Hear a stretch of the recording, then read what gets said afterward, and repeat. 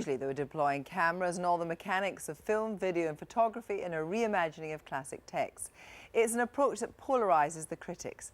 Her latest play for the National in London, Some Trace of Her, is based on Dostoevsky's novel The Idiot, boiled down, she says, to around 60 pages.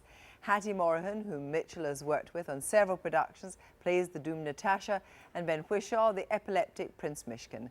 They, along with 6 other actors, dash around the stage, setting up lights, cameras and props, and the images they create are instantly projected onto the screen above. Here is a scene from the play, filmed during rehearsals before it opened this week.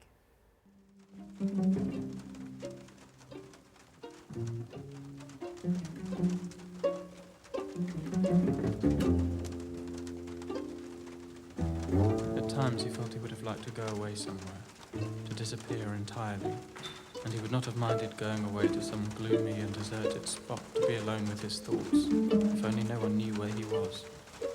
At moments he dreamt of the mountains, and one familiar spot in particular, a place he always liked to remember, from where he could look down on the village, on the faintly gleaming streak of the waterfall below, the white clouds, and the ruins of the ancient castle.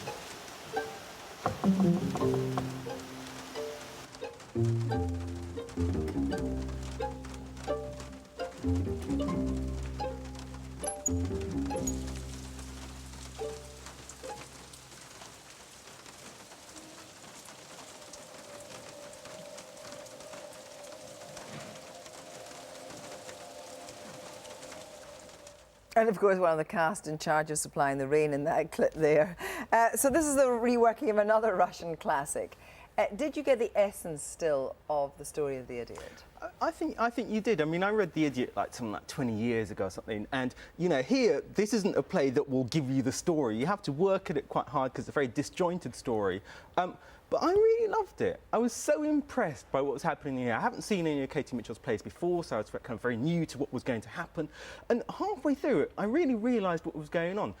2 things, crucially. One, this is a nervy, odd production. You have to work quite hard to follow the kind of script. The actors are scuttling around everywhere with cameras.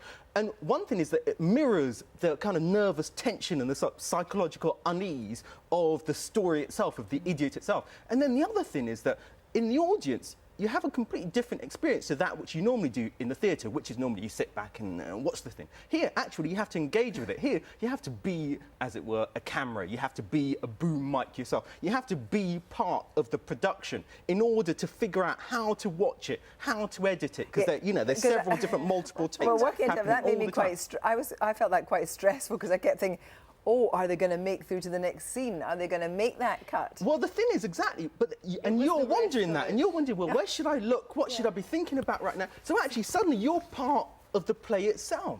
Do you know what I mean? I found it absolutely enchanting, because usually what you see in a play is a counterfeited action. It's actually totally phony. You don't sit at a table like that. You don't talk to people like that because you're talking past them. You're cheating and feinting and all the rest of it. And we've got so used to that dishonesty.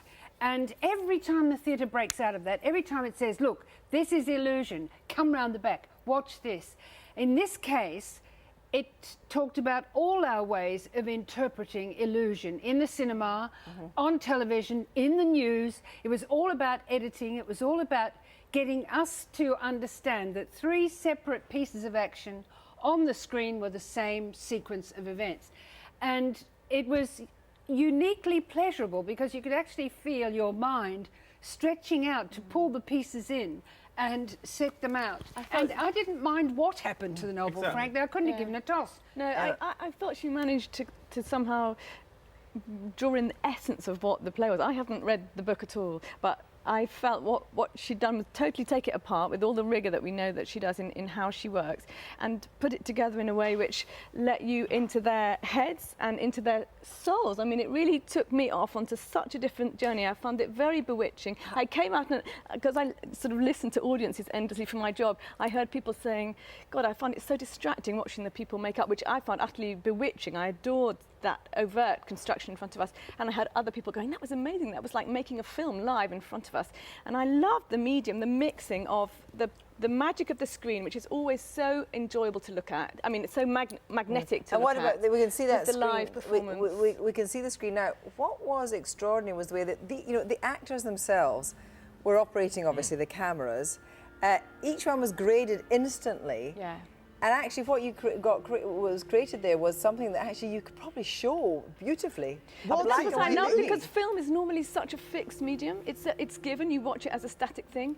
And I love the fact that she was totally blowing that away by making, and they make it every night. They have to, they are redoing that every night. Essentially, the secret with this, you see on stage actors running around cameras and mics and stuff, but actually the real secret is who's doing the editing, like who's deciding actually what's on that screen, because then you realise, in fact, that what you're seeing and what you're participating in is a whole bigger exercise in its own right. But don't you think that Katie Mitchell's next step, logically, would actually be to make a film? No, Right. absolutely no, not. no, I no, know that in the absolutely critics no. say. The whole point about it is it's in the theatre. Exactly. It's happening Can now, only and it will work be there. different every night. It will never go into the can. It can't even work watching the clips that we've seen. No, hopeless. No, Great. it doesn't work. Some Trace of Her continues in rep at the National Theatre until the 21st of October.